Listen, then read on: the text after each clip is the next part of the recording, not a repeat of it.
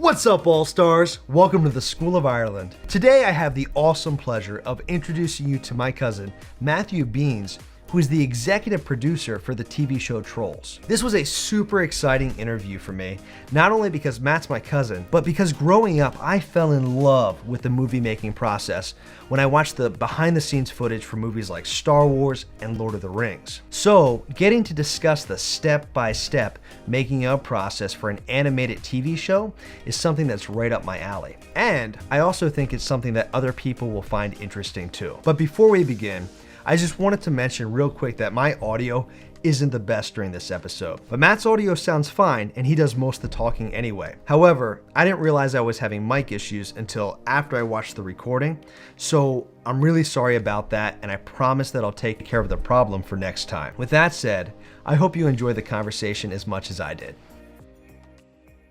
Hey Matt, what's going on, man? Hey Rich, I'm great. Good to see you. Good to see you too. Thanks for taking the time out of your day to talk with me. I really appreciate it. Mm-hmm. So you're the showrunner for the TV show Trolls. How long have you been doing that now? I started doing that job in 2016, so it'll be 5 years fully in like March. Yeah. That's awesome. Now, what is a showrunner, and is there any difference between a showrunner and a producer? Well, the showrunner is kind of the casual term for an executive producer, which a lot of times there are many executive producers on the show, and then one of them is the guy who makes the final creative choices on the show, and that person is the showrunner. In TV, it's called a showrunner. Usually in movies, feature-length movies, it's like the director. So the showrunner is the director in television. And there's also a director for each episode, but actually, typically, the director on a TV show is under the showrunner. So really, the showrunner is the person who has the big vision and probably in a lot of cases created the show and gets to make all the final calls in terms of how the show is shaped together. So yeah, and I think that answers your question, right? Yeah. Yeah. So you said oftentimes the showrunner is the person who creates the show. Mm-hmm. Now, this Trolls TV show stemmed from the Trolls movie. Yeah. Did you apply to DreamWorks, or was this show already in the works, or how did that kind of go down in terms of you pairing up and taking over this role as showrunner for the TV show Trolls? Yeah. The DreamWorks develops a lot of their television from their existing catalogs of IP, their characters, the movies they've made in the past. That tends to be where they draw their television stuff from first. And Trolls, as you said, is one of those. At the time that the TV show started gearing up, the first movie hadn't even come out yet, but they knew in advance that they wanted to see Trolls have more legs outside of just what they were doing in feature film. So they had a TV show going. They knew that they wanted a TV show. And in my case, there was already a showrunner on the Troll show, and they had pitched a version of the show to DreamWorks, and DreamWorks had agreed to that, and they had been developing that for a while. And then a number of things happened, and that showrunner moved on. And so the show still needed to be made. At the time, I was the story editor of the show, which is kind of the showrunner's kind of right-hand person in the writer's room. And they're running the writer's room when the showrunner's not there. They're doing a pass on all the scripts. So that was my job. And at that point, when the first showrunner left, I kind of suggested maybe that I could run the show, and I pitched him how we would do it going forward. And I was very fortunate, right place, right time, because they were kind of desperate. And so even though I didn't have any experience as a showrunner, I did understand what we were doing, and they didn't want to bring somebody on who was going to take it in a completely different direction because they didn't have time for that. So it worked out, and I stayed on the show ever since. So one thing that I noticed is that the animation is different from the movie and the TV show. Were you around when that decision was made, or anything in No. regards to that?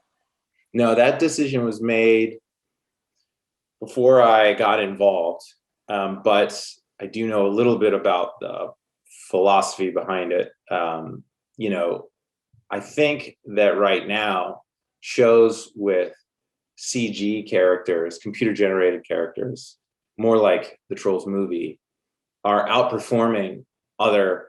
They're getting bigger viewership than other kinds of animated series. And so probably if the show were made now, they would probably go more in the direction of the way that the movie looks. But at the time, the thinking was that they wanted to be able to distinguish the TV version of Trolls from the movie version of Trolls, so that whenever a movie came out, it felt special to the audience and it didn't feel like more of the same. At least that was the idea, which makes sense to me. It's just probably not how they would approach it now. But that's how we got where the look that we're doing. Would the full CG characters, would that take more time to make and produce and do all that? It probably wouldn't work out in terms of time. I think if it had been a CG show, we would have had to have produced it in the same amount of time.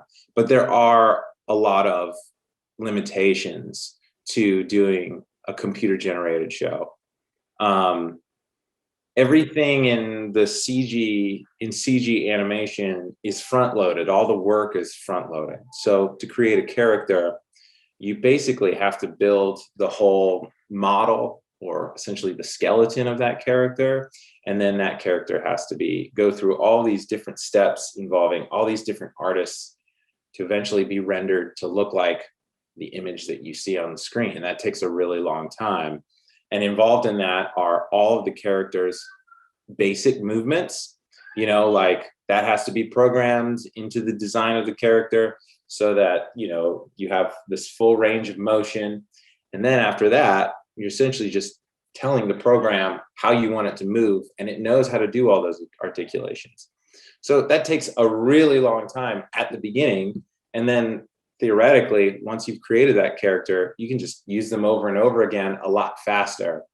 In 2D, the first version of our show was hand drawn. And so you're literally drawing each frame of the character. You don't need once the character is designed, you can just off and run with it. And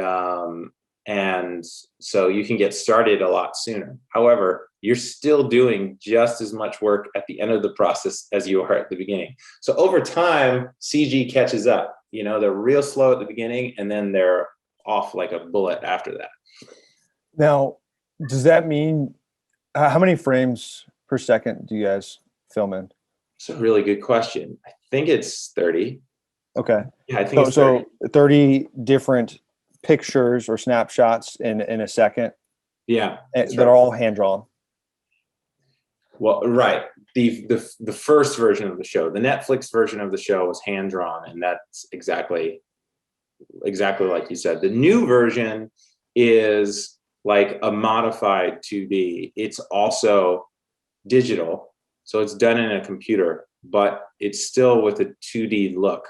It's kind of like Flash or Harmony, these programs that do 2D animation on your computer.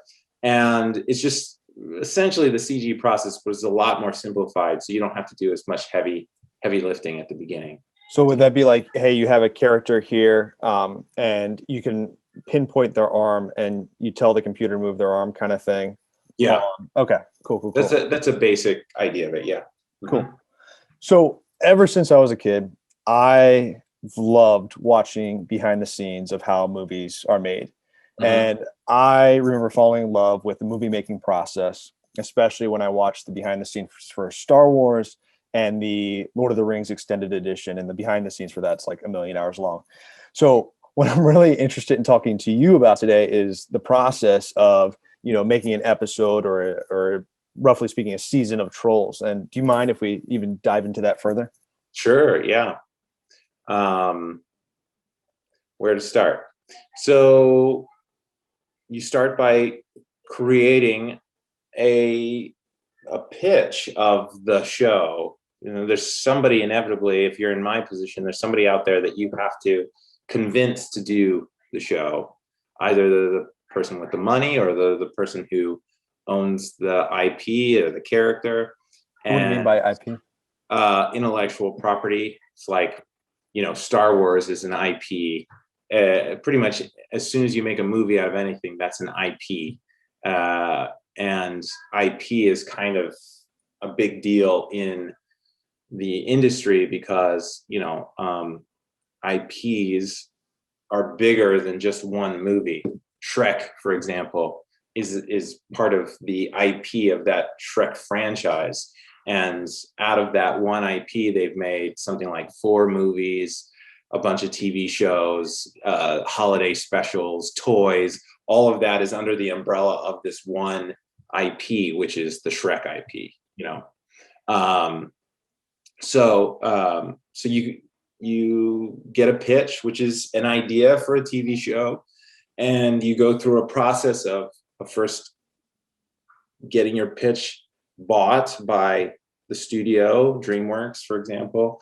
And then with them, you develop the show, which is another long process, maybe a year or plus, where you're just figuring out who the main characters are, what the world is, what format it's going to be, CG, 2D, all those choices have to be hammered out. And then once you all agree, okay, here's the basic, we call it a Bible. You write a show Bible, right? Here's the foundational concept of the show. Here are all the basic ideas you need. One second. Once all that's agreed on, then you start putting together your crew, right? And you say, okay, here are the people, here are the artists and the business people who are going to make this show happen. And you get them off and running on doing, the next stage of getting the show put together, which would involve finding your cast, writing your first script, your pilot, getting your cast, starting designs of characters, and then down the line, you're going to also do things like find your musicians and who's going to edit the thing. Some of those you can kind of wait because they're not happening just yet. Storyboard artists, you have to get, just your whole team has to be put together, and now everybody's off and running. And then you get into your pipeline, which is like a cyclical schedule. You start with the script for an episode. Once that script is written, you move it on to your storyboard artists who are drawing each, essential frame, giving a rough sketch of how the scenes are going to play out, rough drawings. And then you marry that to a soundtrack, and that creates the blueprint of the episode. Here's the very rough episode, and you work on timing, and you work on your camera, where your camera is going to be, and you shape the performance of the characters, all of that stuff. So writing, and then into storyboards. And then once you lock your storyboard, it moves to the animation studio, which is usually not the studio that you make the scripts with. It's usually a completely different studio that specializes in animation. And so while that's all happening to one script, right, the writers send their script on to the storyboard artists. While the storyboard artists are working on this episode, the writers are writing the second episode, right? So now you're just like moving this pipeline along, everybody doing the next thing. And each person is just like, each department's one step ahead of the one that follows them, and you just keep going, moving it through the pipeline until in our case, you create 208 episodes of a show. Wow. And so I'm sort of jumping all over the place, but that's the idea of a pipeline. Sure. Couple questions for you, if you don't mind. Yeah, sure. So since there was the Trolls movie, the original showrunner that you took the place of, was he the one who pitched the movie, or she? Sorry, I apologize. That's all right. That's all right. You've shown your bias, though. And no, she didn't pitch the movie. She got involved after the movie, but the movie hadn't been completed yet, right? So she was operating off of, maybe she read the Troll script. She probably saw an early cut of the animatic. You know, that's what she was working from to create the TV show. And in the pipeline, I think you said storyboard to animation. Does that mean voice recording comes after animation? Oh yeah, I skipped an entire step. You're right. It goes from script to voice records. See, and sometimes your storyboard artists start working before the records are fully in. And in an ideal world, you would wait until you have all of your performances done. But the fact is that a lot of times the scripts get behind. So you have to start boarding to stay on schedule. You have to start boarding while you're recording the voices. And also, you know, actors are busy. So if you have someone who, especially someone who's in demand, a name actor or like a really popular voice actor, you may not always have them available. So you have to wait, and it could be a month before you can get them in.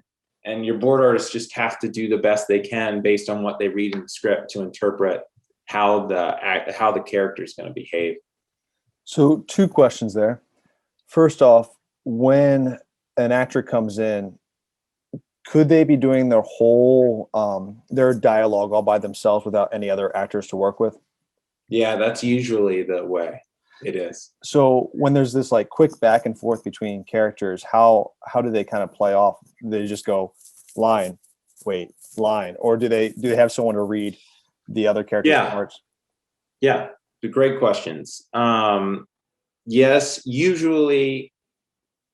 Again, just for time and availability, the actor is recording on their own.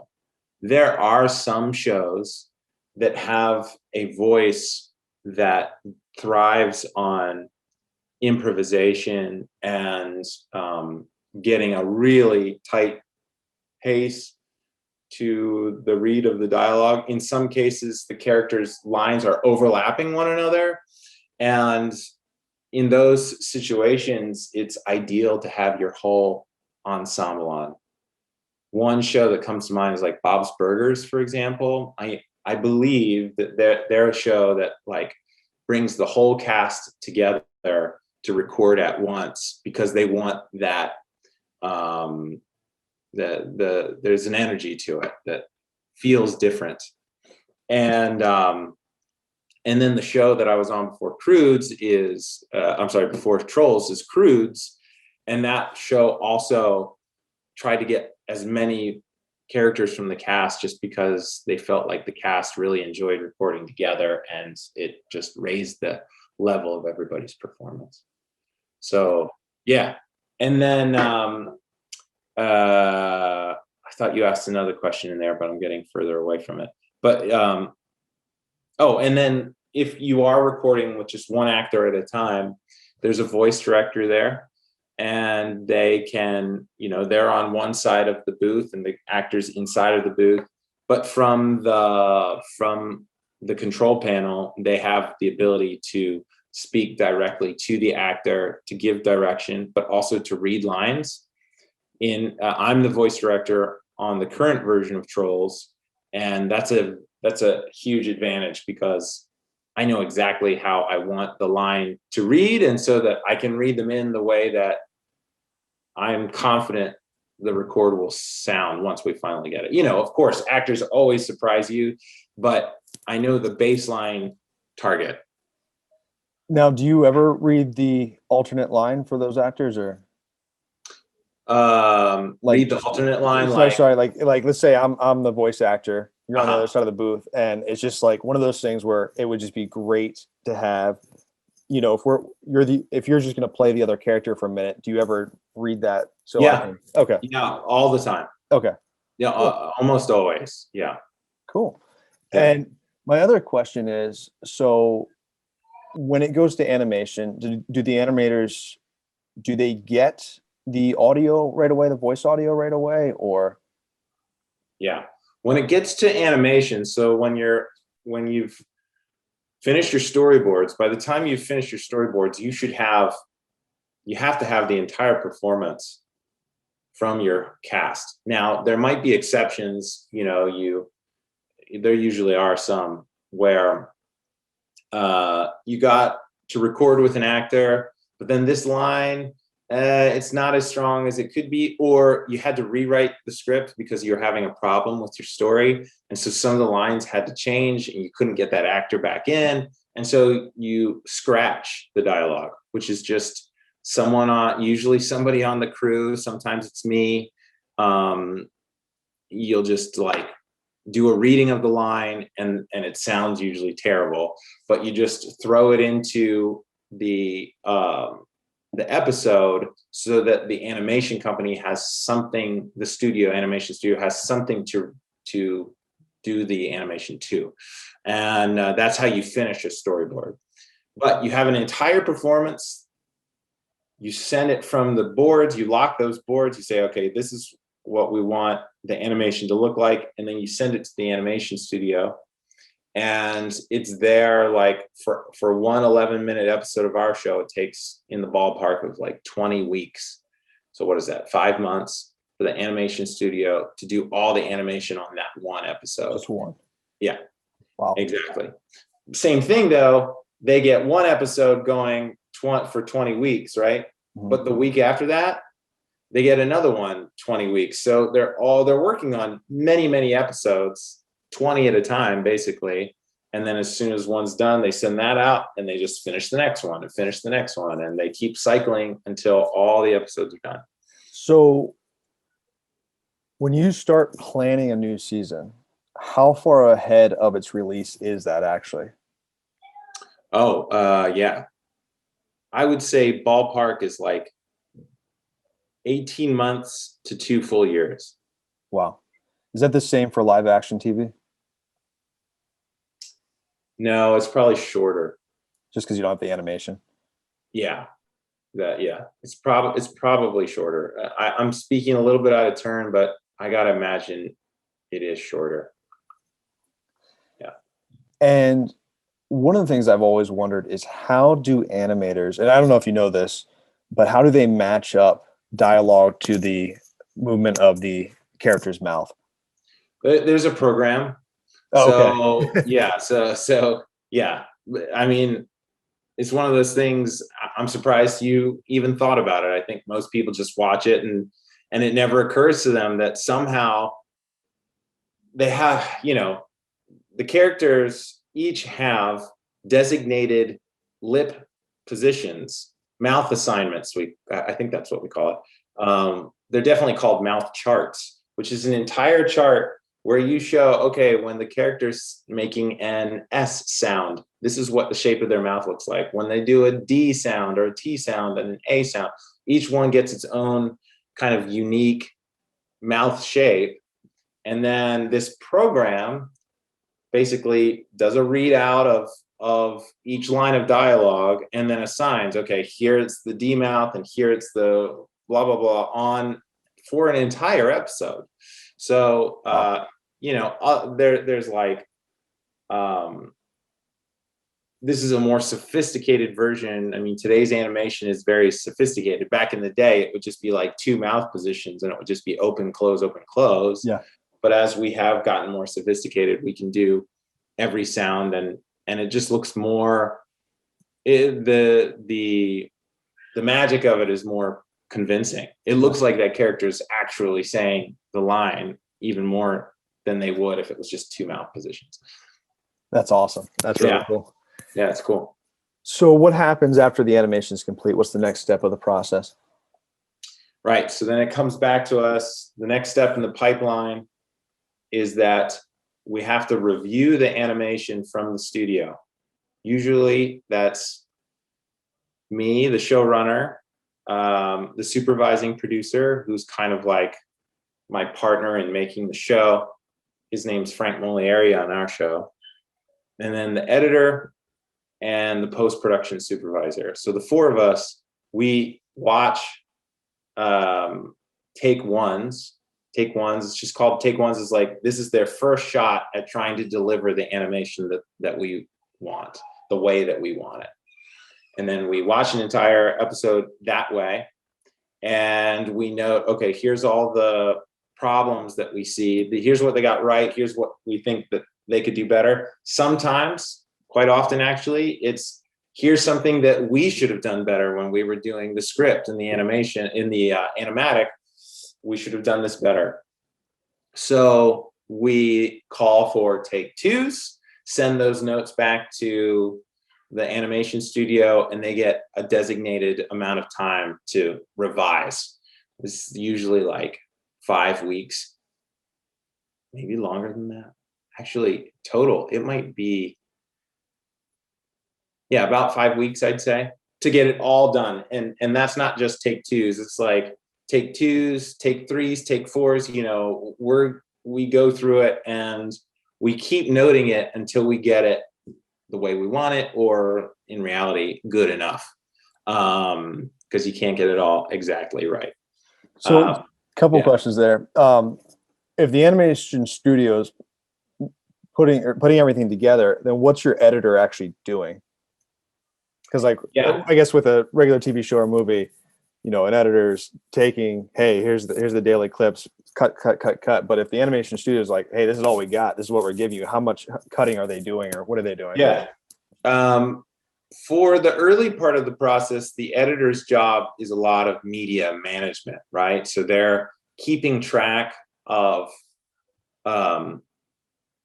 like this one scene, for example, we've called 3 or 4 takes on it. And between the editor and the post-production supervisor, they have to track, okay, have we gotten the new take? Is it improved? How do we note it? They also are, the editor is essential because they have all of the knowledge of, all the technical knowledge of how it's got to work, you know, as paired with the creative knowledge of like what would be effective in this moment, and then translating that, okay, so if we want this, for example, like let's say you have a moment where a character does a jump across a ravine, right? And when you get it back, they're doing the jump, but for some reason it looks like they're moving in slow motion when they're not supposed to be. Okay, well, that means that the animation studio or we allocated too many frames to that jump, you know, and now we have to revise it so that the jump occurs in a more fluid, organic way, right? And the editor is the person who understands how many frames it would take to make that work, because they've seen it before and they've been through this process before. So they have a lot of really valuable insights into what's required to get it where it needs to be. A lot of times I know how it's supposed to feel, but I don't know technically how that's supposed to be executed. You know what I mean? Yeah. And another thing is, at least in the opening credits, they name a director, and it's not you. Right. So who is the director? What is their role? Let me finish. I realized I didn't fully answer your first question. Oh, sure. Yeah, last question about the editor, because then the editor's more creative skills become really essential once you get all your takes back and you have the animation you want. Now it's about, they go through the episode and they fine tune everything, right? They get a cut exactly right so that it is as funny as it could be. They get the emotional moments timed the way that you want them, so that, you know, you don't have the footage to add an entire 10 seconds to a moment, but you can stretch it out an extra second. And you could say, let's get the animation studio to make this push in just a little longer, and all sorts of stuff. So it's a lot of the finesse stuff that the editor does. That's the most like creative part of their job. Cool.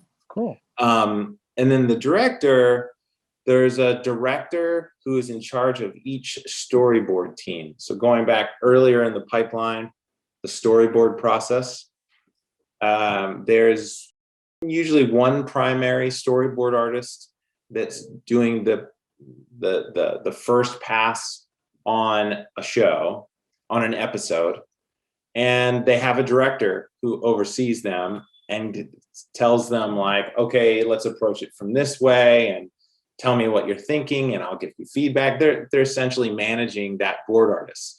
And while that one board artist is working on that episode, the director also has 2 other board artists working on 2 other episodes. So usually they're juggling about 3 episodes at a time, and they're the boss of that episode. So if the storyboard artist,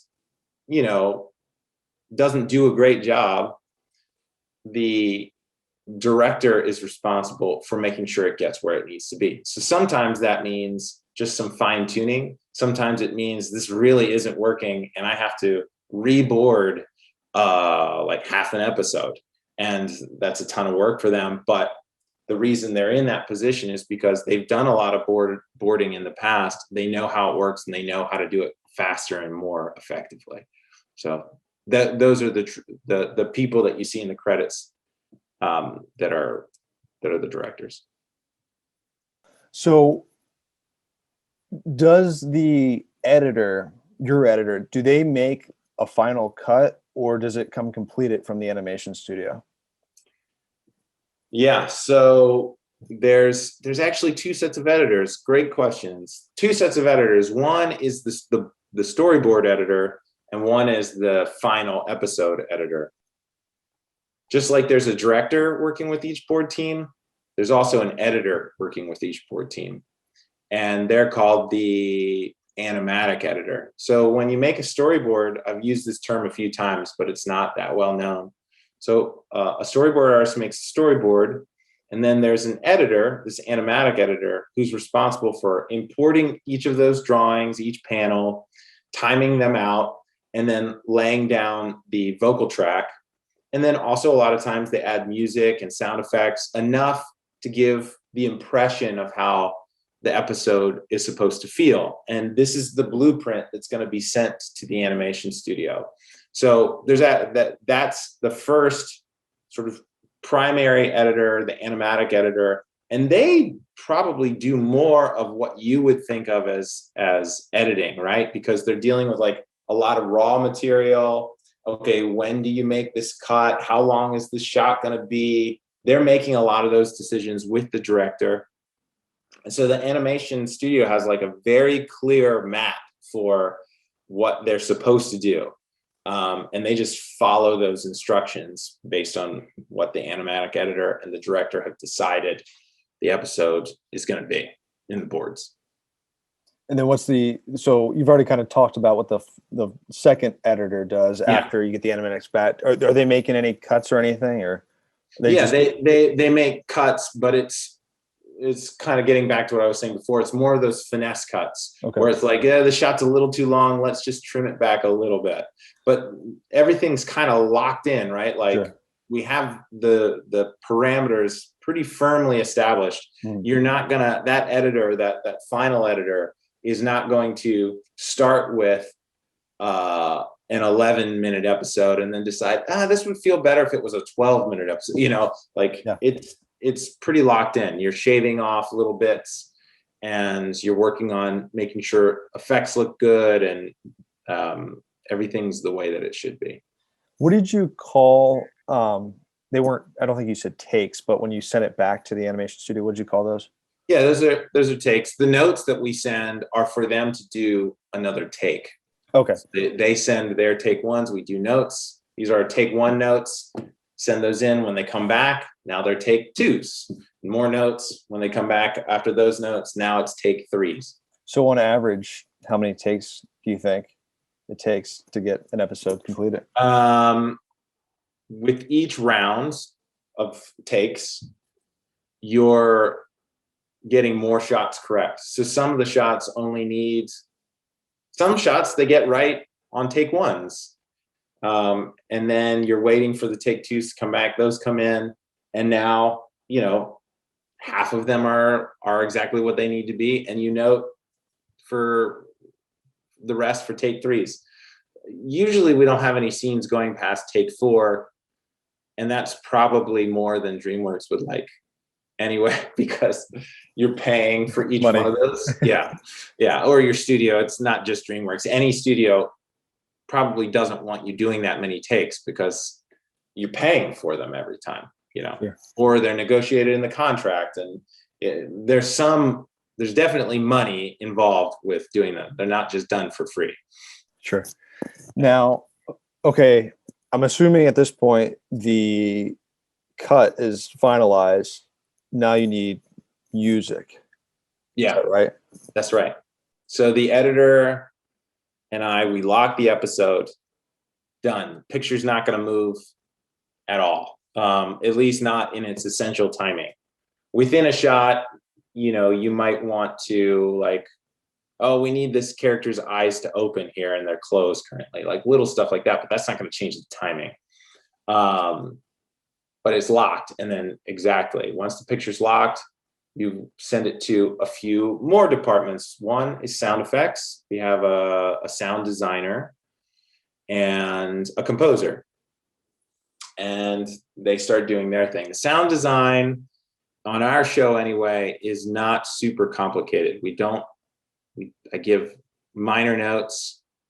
It tends to be pretty straightforward. I like a pretty robust soundtrack, but I'm not getting super artsy with it, where it's I want this car to sound like raisins falling from, it's nothing that esoteric. It's just give me a basic car sound and we should be fine.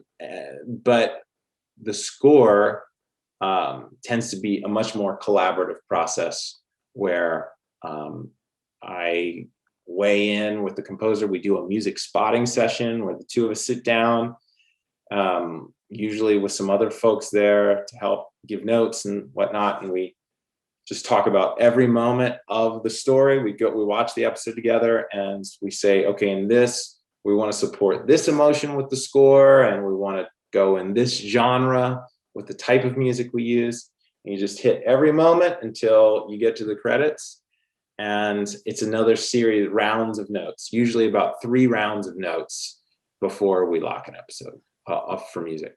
Wow. Now, so when you sit down with the person who's writing the score the first time through, no audio, or sorry, except dialogue. There's dialogue. Dialogue, yeah. Okay. And maybe sound we effects. have a temp track for the music. You remember you have that animatic editor who puts the animatic together. A lot of times they put a temp track on there. So you have some, on our show, we use a lot of temp music, but often when we get to the spotting session, we just throw it out because it's not really what we want. Or if somebody hits a cue, if the animatic editor really nailed a cue, we'll be like, okay, that feels right for this. So let's do our own unique version of something that feels like that. And what about songs inside of a show? Is that a different process? Yeah. So that's more like scripting. So when we write a script, our songs usually they can be used a lot of different ways in the storytelling. Sometimes it's like a montage set to music. Other times it's like the song going on during some sports event if the story's about a game. Other times it's like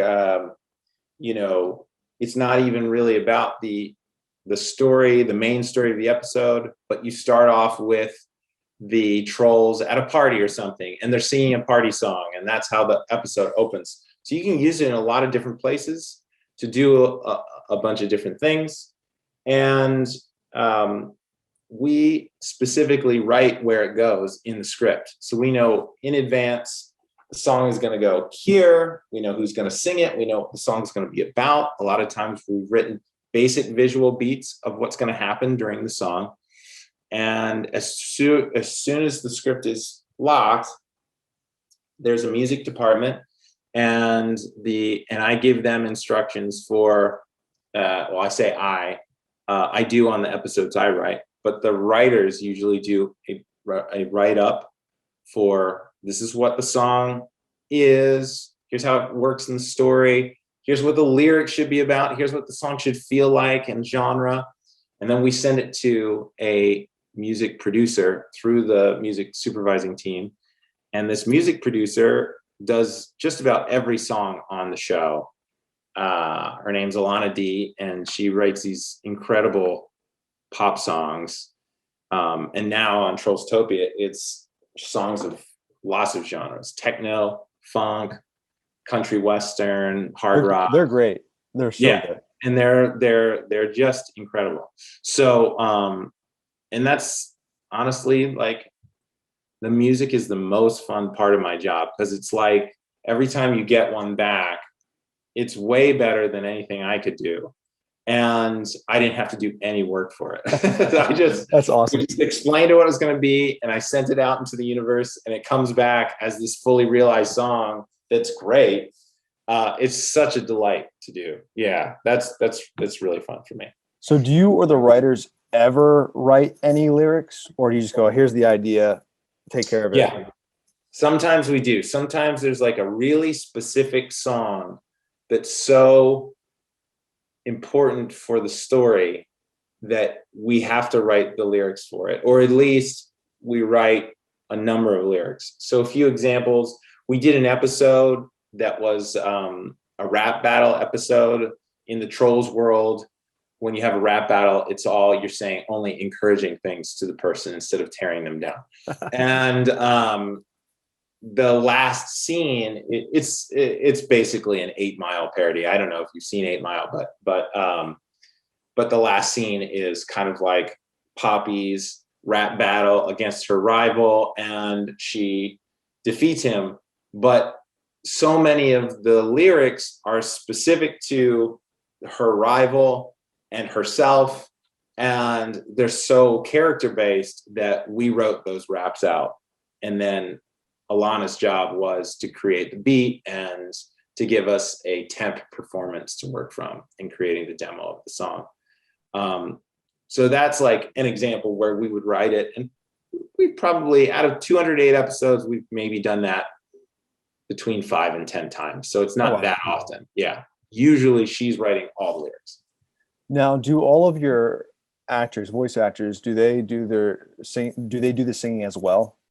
Not all of them, but most of the voice actors are versatile enough singers that they also sing.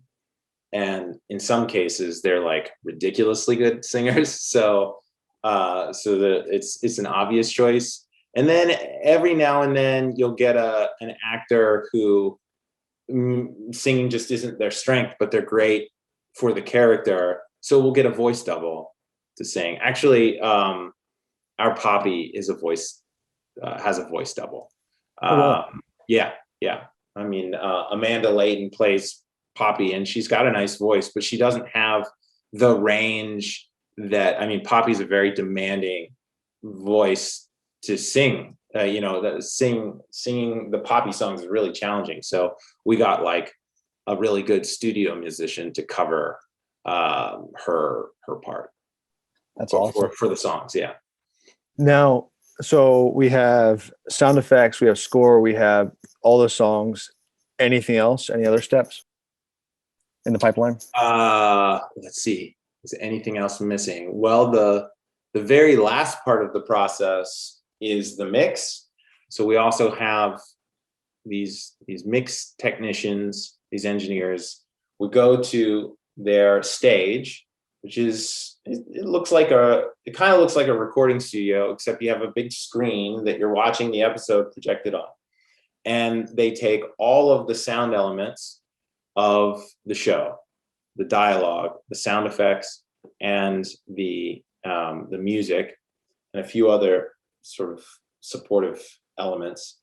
They put it all together, and they mix it so that you give emphasis to the sounds that you need to really be paying attention to at that moment. And you add effects, and you smooth out edits, and you equalize all the sounds. So if this was recorded at this studio and this was recorded at this studio, they're often like minor variations in how those sound, and so they even them out so they all sound like they're coming from one consistent source. And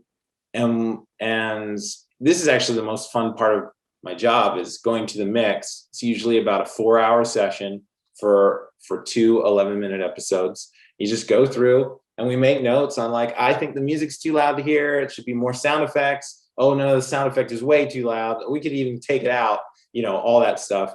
So that you're constantly drawing the audience to have the experience, the audio experience they need to have. So from the time a script's written, let's assume it's another writer and not you who writes the main script, to a completed episode, how many times have you reviewed one episode? Oh, that's a great question. Hundreds of times. Wow. Really, I mean, in all of its variations. Hundreds? No, that's ridiculous. It feels like hundreds of times. For one episode, no, that's not right. That's way too much. I would say you're going to edit all this so I can take all the time to think that I want, right? I might just leave it, make you look silly. Hundreds too much. I would say in the ballpark of like 40 times. But I said hundreds because, I've watched so many episodes of Trolls many times. But yeah, like, I read multiple versions of the script. I watch the animatics, probably 8 times. Then there's the post, going over the music several times, going over the effects. Yeah, I would say you're getting close to 40 by the time you're done. Now, since you watch it so many times, once it's actually out there for the public, do you ever watch an episode again, or you're just like, I'm done, I've seen it? Yeah. I think in my list of personal skills and abilities is my appetite for repetition. I can watch an episode and not get tired of it, because I think it's just because I like minutia. I like and I have an appreciation for, if you shave 2 frames off the end of that scene so that you can cut a little bit faster to the next moment, I appreciate that we just made that joke 3% better. It really, I find that super rewarding. I think it's kind of the same as people who do those big domino setups. It's like the meticulous putting one piece.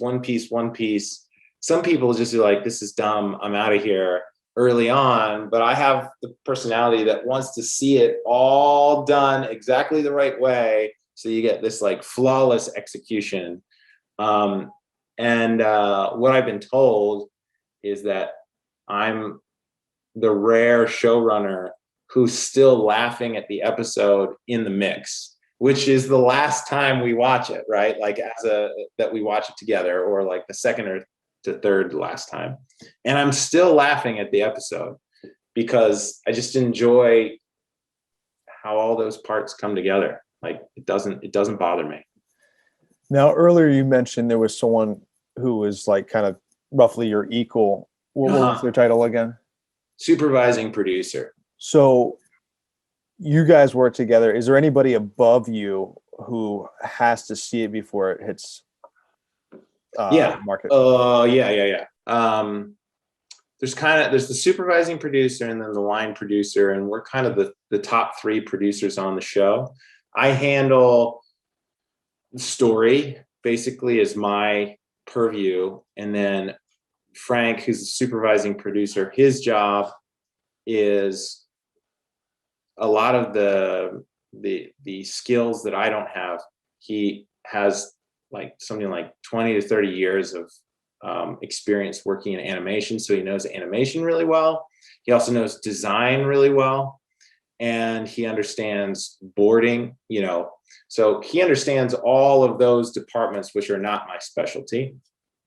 And then the line producer is the manager of the show. So he handles schedule, he handles budget, and he handles, I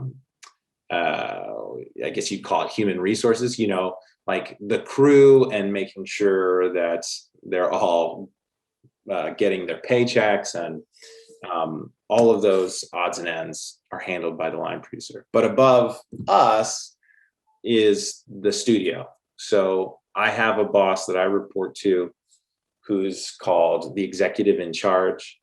Her name's Maria Crena. What a title. What a title.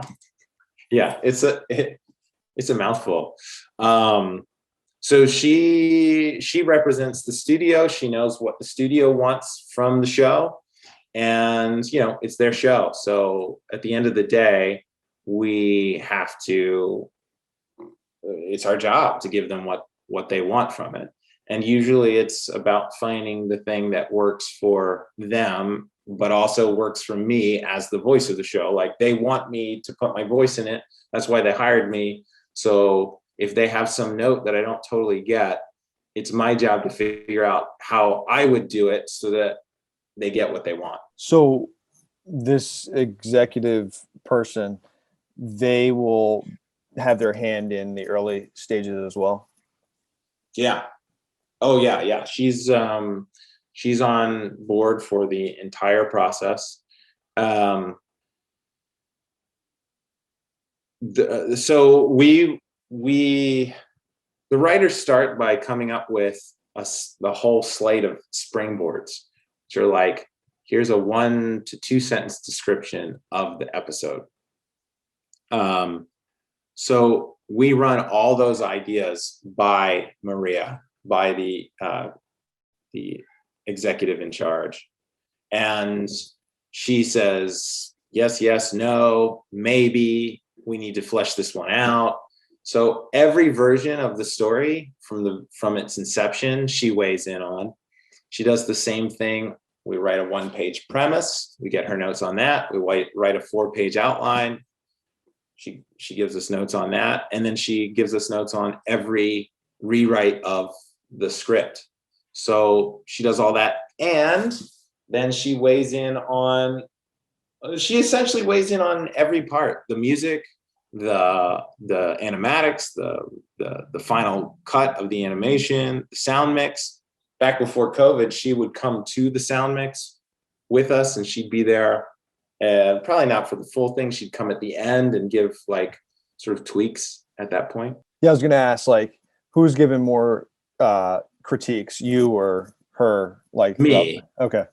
Me. I give a lot more notes, but that's my job, like if you do a sculpture, the artist is sitting there making all the decisions about all the lines that have to be carved and shaped and blah, blah, blah. And then somebody else comes in maybe and says, maybe it'd be better if you hung the light over here so that, like one note, or like, I'm not loving this part of it. But, the impression was created by the artist and his team. And it's not a terrific metaphor, but that kind of, I'm following you. Some insight. Yeah. Do you know if she oversees other shows as well? She does. She does Kipo. I don't know if you've seen Kipo. She does the Jurassic Park show, Camp Cretaceous, and what else did she do? Yeah, but every executive in charge oversees multiple shows. So as the showrunner, it sounds like you and a couple other people have the final say in what gets aired. So what happens when a writer who works on the show has like a better idea than you about the show? Is that like a humbling process? Is that something you just like That's awesome. I'm accepting that. How's that go for you? That is a really good question. Well, it's never happened. I always have better ideas. No, I think the first thing you have to understand is that the showrunner's primary job is just to deliver the show on time. And then, of course, it's also supposed to be good. And it's expected that you're making a quality product. But even before quality, there are deadlines that you have to make. And so usually you're in a place of desperation, right? Like you're not writing with like, what's the best idea? Let's take our time and really think about this. It's more, we have to be so good that we're coming up with good ideas really quickly. And so when you hear someone who has a better idea than you do, you're grateful because it means that's one part of the process that's figured out and can move forward. What's really stressful is looking around and nobody's got a great idea, and those moments do come. And that's a pretty heavy burden because that means it's you that's up till all hours of the night trying to figure out what you're going to do with this scene that just is flat or whatever, So usually I think, no, there's not much competition in the writer's room. You're just grateful that people have good stuff when they have it. And then maybe sometimes ego gets involved. But usually the way that plays out is you're not aware that people are giving you better ideas, or new perspectives. One area that happened more in a technical way, we used to write really much longer scripts. Our scripts for Trolls, when we started for an 11-minute episode, were about 15 pages long. And that's because on the last show I'd been on, 15 was in the ballpark of where an 11-minute show would end up. So we would write these 15-page scripts, but I think my voice was a little slower than the one on the previous show, right? So our 15-page script would result in like a 13-minute episode, and we have to get it down to an 11-minute. That means you have 2 minutes of extra material that now you got to figure out how to cut out. That's a lot. It's a lot. It's like what, 20% in that range, and you're 20-25%. So now you're rewriting scenes because you're cutting out major things. And it's like, we got to have lines that connect the dots here. And there's a lot of work being put into that.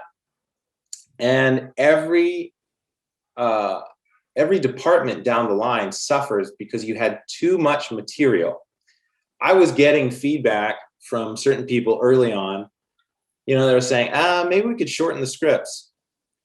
And I was just very scared of not having enough good material. So I was committed to the idea of like, no, this is right. 15 pages means by the time it's done, 11 minutes, you're going to have 11 minutes of good stuff because you started with 15 and you winnowed that down. But I just didn't have enough humility and experience to recognize at the time that shortening the scripts would really help everybody. And in the end, elevate every episode. So we gradually ticked it down from 15 to 14 to 13 and landed on 12. And 12 was the sweet spot. We were hitting very closely our target amount. And that meant that now instead of 15 pages, a board artist, for example, can just worry about 12 and really make those 12 pages good instead of having to work so fast to cover 15 that none of them are that good. So I think that's more what you're at risk of doing is you're not able to hear a good suggestion. So it's not like I was aware that 12 pages was a great idea, because in my head, I was just sure that 15 was right. I looking back, it would have been better if I'd been more open earlier. It could have saved us all a lot of pain. How many of the people working on the show do you think like you hired or were involved in the hiring process for? Um, all the writers. That's who I'm most directly involved with. And then beyond that, um, I'm asked my opinion. You know, if we meet with a new director or a new board artist or a new animatic editor, I'll have a few thoughts, and I'm usually there for the interview, but I take a more supportive position because I'm not an animatic editor. I'm not a director. And usually the people around me have a lot more experience and know what we need to get it done. Who had the biggest role in hiring the voice actors, main characters? The biggest role was the casting department. The casting department is its own separate thing. They do all the shows. So, you know, and they know all the actors. There's like a long list of actors that they've worked with on other DreamWorks shows, but beyond that, they're also like very connected to the acting industry and that community. So they come in with like lots and lots of suggestions of who could do stuff. Then they put out casting calls, and they package all of those actors. You know, they'll get a read. This actor wants to be Poppy or Smidge or whatever, and then they present Maria and I with who's the executive in charge. They present us with like, here's 6 options for Branch, and then at that point, the executive charge and the showrunner usually make the choice. And if the casting department has any reservations at that point, they probably wouldn't have put them on the list. So, but the heavy lifting is the casting department. Now, when making the final decision, was the goal to get those actors to sound as close to the movie version sound as possible, or how's that work? Some of our actors sound really close. I think that Amanda's a really good sound alike for Poppy. You know it's not, oh, what's her name? Anna Kendrick. Kendrick. You know it's not her, but you also, if you stop thinking about it, you buy into the illusion. So in some cases we go for a sound alike, but generally the rule of thumb is feel alike. Someone who can put forward the essence of the character, even if like you put the movie version and the TV version side by side, you'd know in an instant that's not the same person. They feel close enough. This was always tough for me because I remember being a kid, and when I would watch the movie version of something and the TV show version of something, and suddenly the TV show version sounded different, I was always really bummed out by that. I felt ripped off. But having gone through the process, in the end, you just want to get the best actor. So if you're not going to get Anna Kendrick, then you have to get a really good actor and not just base the character on who sounds the closest, because usually that person is not the best actor. When you are coming up with ideas for episodes, is that like kind of all the writers together in the writers' room brainstorming, or how's that process work? Yeah, so when the show is developed, before you start writing a lot of full scripts, you usually have like a pilot written. But included in that are sample episode ideas. And those give you kind of like your starting place for developing stories, for coming up with new ideas. You share those with all of your writing staff when they start, so they know, okay, this is generally the target that we're trying to hit. Knowing that, what are some other stories? And then the writers, every week, part of their job is to come up with more springboard ideas. And so we accumulate them. And often the initial pitches don't really work, mine too. So they get hammered out in a meeting. We'll have a meeting with just the writers, and it's just time designated to figuring out springboards. And we'll read somebody's springboard and we'll say, okay, well, I'm not really interested in the emotional story that's pitched here, but this idea of playing balloon volleyball is kind of fun. We've never done that.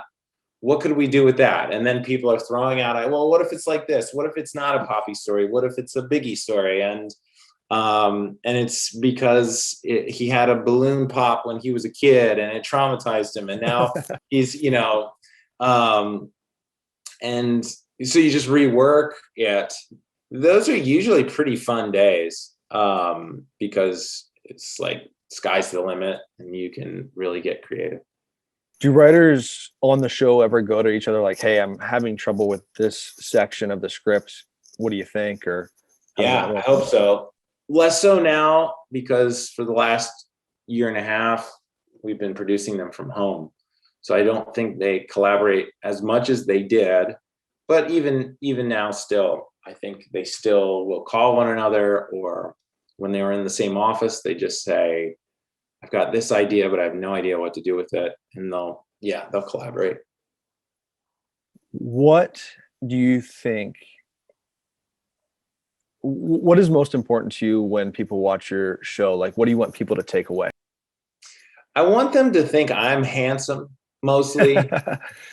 Which I don't know how they get that impression because I don't appear anywhere. But just that's the answer for all situations in life. That's what I want people to look for. I think what I like most about the show, I do think the show is funny, but it's funny for the target audience. You know what I mean? Like, I think we set out to make a show that kids would love and that parents would like. And so we try to hit the humor at a level where it's enough to make the adults laugh sometimes too. But we don't want to get it so out of the range of the kids' ability to understand what we're saying. So it's young. It's got a young energy to it. And so I do want people to think that it's fun and funny. I really like twists on recognizable convention. Some of my favorite episodes are ones where we took something really familiar, like there's an episode called Freeze Tag in the Netflix run. And the idea is that, trolls play games all the time. And one of their favorite games is freeze tag. But this episode starts with someone standing frozen and nobody knew that a game of freeze tag had started. And that's because whoever's it is playing a very diabolical game, which is that they are not announcing that they are it. And this ends up becoming like a serial killer procedural where every time they turn around, they're finding someone else frozen and who's doing this and how do we protect ourselves from, and it takes someone to the like dark underbelly of Troll Village. And all of it's played really light. It's not scary at all, but an adult will recognize these kind of tropes of those procedural movies and TV shows. And I love stuff like that, where you just took something as benign as freeze tag and you turned it into an interesting story concept. So I'd like people to enjoy that. And then I think what we do uniquely well, the music is a unique, something that is just executed really well on the show. But I think the heart of it is strong. We have like, every now and then we'll have an episode where I think it's genuinely touching. You care about the characters.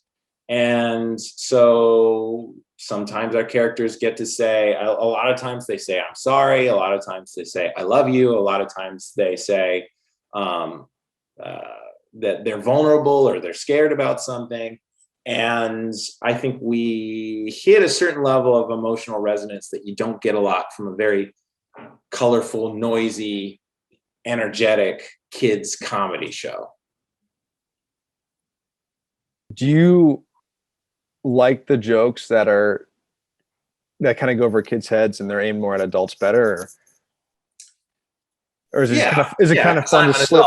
Is it kind of fun to slip those in there? Is that because I'm an adult? I would say the most rewarding from a showrunner standpoint are the ones that hit both. That a kid does get on some level, but a parent also gets maybe even on a more sophisticated level. There's an episode, maybe my favorite of all time. I don't know. We have this episode that's, what did we call it in the end? It's called Extreme Sleepover 2, Spooky Edition. And it's about this group of trolls and they're a club, and they look to have sleepovers in these really extreme situations and locations. So they had a sleepover on a running train. They had a sleepover on a giant spider's web, just to up the stakes of these sleepovers. And they decide to do a sleepover in a haunted mansion, or at least that's the legend that is haunted. And there's just so many great references to Scooby-Doo. Also, there's a Shining reference in it. There's actually 2 Shining references in it, which are really, really funny. There's some great jokes. I feel like that's an episode where the kids get just as much satisfaction out of it as the adults. Like both audiences are catered to, and I think satisfied by the time the credits roll. And that to me is the high watermark of achievement for us. That's when we've really done our job. So what you just said brings up another question in my mind, and that is, where do you get a lot of your inspiration for these episodes? Yeah. Well, most of it starts with the long process of over time figuring out what the show is actually about and learning what works as a Trolls idea and what doesn't. Early on, we did a lot of episodes about the Trolls' relationship with their new friends, the Bergens, who used to be their enemies. And they're these giant, ugly, ogre-ish type creatures. And we just found in the show that wasn't playing that fun. So we steered it in another direction. And now it's pretty much just what happens in Trolls Village. And then this joke of this really bright, positive group of characters. How do you create episodes where there's essentially no conflict? Like trolls are always wanting happy what's good for another troll. Like Poppy would never start an episode saying, I really want to beat Guy Diamond at this. It's going to be, I'm worried about Guy Diamond because X, and I really want to help him. How do you do that when there's like no conflict? How do you write so many stories? And that was a problem at first. And then the more we started to do it, the more we recognized that that's the show's identity, and that's what makes them fun and interesting. So you have to dive into emotions where there's still some tension, but the emotions start in a really positive place. Like, a lot of them have to do with like codependency. Like, I'm worried if I don't make this the greatest party, everyone's going to be disappointed. I really want everyone to have a great party. If they don't, they're going to be so disappointed. I can't let that happen.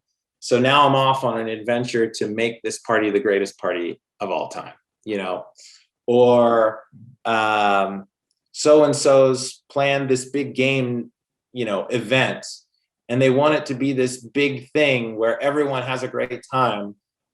You see, I'm already giving kind of similar territory, but they didn't plan something essential about the game, right? I can't just tell them they blew it. I have to do it secretly for them to make sure the game works perfectly without them knowing they ever screwed up. You know, And then these eventually they do find out, and there's conflict between them. exactly. And then there's conflict if they find out, or them fixing the problem creates a whole new bigger problem that they didn't foresee.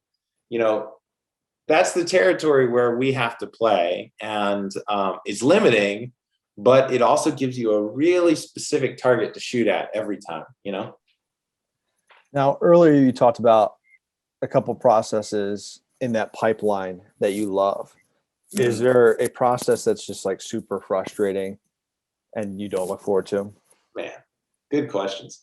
Yeah, I think giving notes on score is grueling.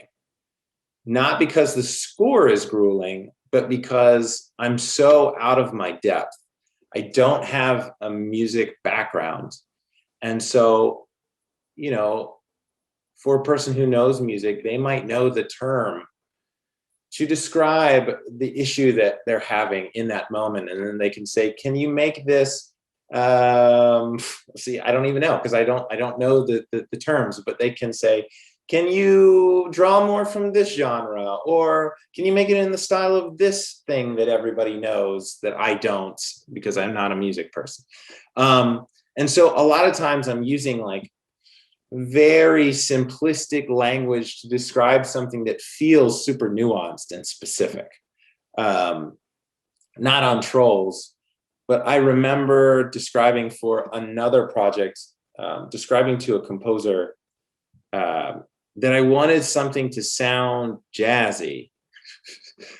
Turns out when I got the music back, it was totally jazzy and not at all what I was expecting, you know, because I used way too general a term. And within the umbrella of jazzy are about a million different types of results, the type of result we could have gotten back. And I got something that was not at all right.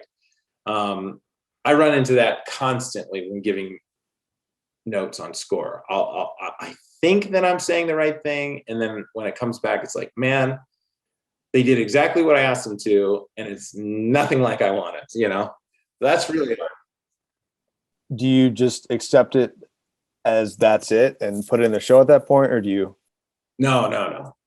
You have to ask again. Usually, it means that I have to then get on the phone with the composer and talk through, okay, I didn't mean this. You know, here's what I'm feeling, here's how I'd like it to feel. And he's a great guy, so he has a lot of patience, and he's just totally game to make sure it's not done until it's right. So at least he's the right personality to work with me on that. How many episodes would you say you're working on at one time? From script to the end, I'll ballpark it at 15. Wow. But some of those I'm working super hands-on, like at the script stage, I'm working on it every day for multiple hours working on that script. But when we're done with scripting and it's off on boards, I won't see it for a few weeks. And then it comes back to me a few weeks later. But that's still on my plate as, okay, that's now an episode that has to get done. And I would say somewhere in the neighborhood of 15 episodes. How long on average would you say it takes you to write an episode? 4 weeks. From concept to delivering the final version of the script, 4 weeks. Nice. So when it comes to getting the show renewed for another season, does DreamWorks say, hey, we need the show to be seen on Netflix or Hulu or wherever, like 10,000 times or this many hours of watch hours? How's that work? Yeah. No, we get very little feedback from DreamWorks. I think primarily because DreamWorks gets very little feedback from Hulu and Netflix. Netflix especially is famously guarded about their viewership, their numbers, and so you really get very little information or feedback. I think our show did okay. I think it did pretty well. I think it started really well, and then I think gradually it kind of tapered off in terms of its audience. But I think even at our lowest point, we were doing a decent job of getting viewership. But I couldn't tell you how many people are watching, and they use things like little buzzwords like, you guys get good repeat viewing, things that are important to platforms like Netflix and Hulu. We might hear something like that, but we're rarely told, yeah, you guys are not getting a big enough audience. You find out because they just stop ordering more episodes. I was about to say, it's like, hey, Yeah. we want more episodes, or we'll be, Or we don't. Yeah. Okay. And that's usually the end of it. And also, it's like that, them ordering more episodes, or not, actually them not ordering more episodes does not mean you didn't have viewership. Sometimes it just might mean that they think that you've exhausted your viewership, like making 2 more seasons isn't worth the fact that you're not going to grow your audience that much. You've kind of plateaued, and the people who are going to watch it have seen it, and they've already subscribed. We want to create the show that's going to bring in the subscribers who we haven't gotten yet, so they have a lot of, like, Netflix and Hulu have tons of people making those decisions, and sometimes it's not like about you haven't, no one's watching your show. It's not about that. Sometimes it's just, we need the next thing. Do you have a favorite character? Smidge is my favorite character to write for because she's so funny. It's just like a naturally comedic character, and Kevin Michael Richardson plays Smidge, and he's so funny. You'd be amazed how many famous animated characters Kevin Michael Richardson has played. So I really like writing Smidge, but there's not really many characters on the show I don't like writing. And I think Poppy is super satisfying too, because we've written so many episodes for her. I know exactly what she would sound like in any situation because we've written them all, so I just know that character really well. But Smidge is my favorite character to write. So in one of the early episodes, some of the characters are eating pizza with mayonnaise and anchovies. And oh gosh. So I guess I'm gonna throw this out to the audience watching this. Matt is my cousin, so I know Matt a little bit, and I know that you don't like mayonnaise. Hate it. So was that your creative input there? Deeply personal. Yeah, I think I did. I think I did pitch mayonnaise and anchovies. I think mayonnaise because I hate it, and anchovies because it's one of those foods that, just broadly people hate. They're disgusting. They're gross, right? Mayo on pizza, I don't think anybody likes that, even if you do like. Okay, good. So I knew what I was doing. I wasn't just going with my own preferences. I think I tapped into something real. But yeah, no, I think I wrote mayonnaise and anchovies, if I'm remembering correctly. What advice, kind of transitioning here, what advice would you give someone trying to get into the film or TV industry? Yeah. I do think that the old adage of moving to LA makes sense. It's really, for animation, the only city in the States that makes a lot of sense. There's just so many opportunities here. And the way I'm finding most people get jobs is by getting some sort of entry-level position, developing connections, and working your way up. That's how it worked for me, and that's how I see just about everybody making their way. Every now and then you'll get somebody who's like 22 and just an amazing writer right out of the box, and they skyrocket to, you know, very impressive positions early on. Is just not what's normal, and that's certainly not what happened to me. So there's that. And then I would say on just like a creative level that I would stop worrying about being a hack or being unoriginal, or even to some degree being, you know, derivative in any way. I think as I have gone through the process of like learning to be a professional writer, I've realized that like my voice is actually a combination of all of the things that I like and prefer combined together, right? So when in the early days of my writing, I was trying to understand like, okay, what could be a joke here that would go in this moment of this scene? And I don't have a lot to draw from. I haven't figured out comedy process. And inevitably a Simpsons joke would jump in my mind. Now, I would never take the exact Simpsons joke and write it into the script, but I do hear in the Simpsons joke, oh wait, there's a rhythm here that could work in my script. And the circumstances are completely different, but the rhythm works. So I'm going to take that rhythm and I'm going to conform it to what works in my scene. And hey, lo and behold, I've got a joke that gets a laugh, and that works really well.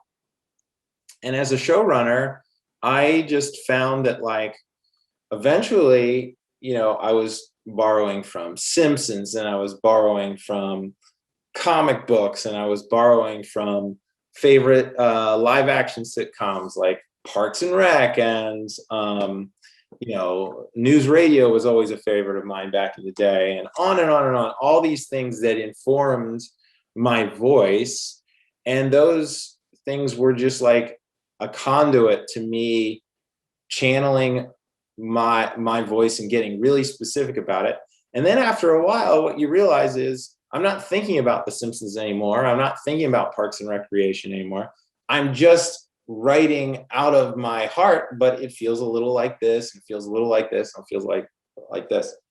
I wish that I hadn't judged myself for needing Simpsons as a crutch back in the day, because it was just the first baby step to me figuring out what my voice sounded like, right? And now, you know, Trolls doesn't really feel like The Simpsons, but it's got the imprint of Simpsons in some of its DNA. So be kind to yourself. You know, Steve Martin, I think it's attributed to him that if he gets stuck writing a novel, he will often take a line from from a favorite novel, and he'll take like half of it, and he'll use that, and he'll just start writing from that line, and he'll weave it into his novel, and the next thing he knows, he's gotten out of his writer's block, and now he's churning out material. I think we're all borrowing to a certain degree, and that helps us to figure out what it is we're trying to say.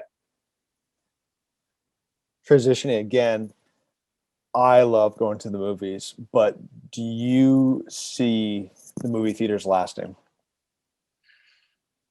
No. I don't. I think, yeah, that's sort of sad to me, because I really love it too. And who knows? I mean, I could absolutely be wrong. But did you read the news about who was it during the pandemic who got like super defensive? Was it AMC, I think? I'm not Universal sure. Studios said that they were going to, it may have even been Trolls. Oh yeah, so they released the Troll sequel direct to TV, you know, on demand essentially, without releasing it in the theaters, or they released it in some theaters, but mostly of their audience came from people who were downloading at home, because this was the very beginning of the pandemic. We were just all on lockdown at this point. And Trolls did really well. At least it exceeded all projections. And then Universal made the statement. They said, from now on, we're going to consider this direct to the viewer way of distributing our content more regularly. And it's going to become a major aspect of the way that we do business. And AMC, it wasn't AMC. It was one of the big ones. I'll say AMC. It might not have been AMC. I'll correct it in the notes. Okay, great. They get totally bent out of shape because to them, they see this as the writing on the wall, right? If all of the studios do the same thing, we're going to lose all of our business, you know? And so they basically said, well, because Universal said this, we will no longer be playing Universal movies in our theaters ever again. To me, that's such a defensive position to take. I think what's being stated under that, the subtext of that is we're dying, you know, and we're desperate. So I think it won't be too much longer before not many people go to the movies. Which is sad. Yeah, it's sad. So one more thing before we go. Top 3 movies all time. Top 3 movies of all time. Well, definitely The Shawshank Redemption. Definitely Groundhog Day. And there'd be a lot of candidates for the third one. I'd probably say Jurassic Park, but maybe Magnolia. One of those two, probably. And then tomorrow I'd be like, oh, I should have said this. But let's say Jurassic Park. Sounds good. Yeah. Well, thank you so much, man. I really appreciate you taking the time to talk with me here. My pleasure, man. This was a lot of fun. Awesome. Have a great day. All right, buddy.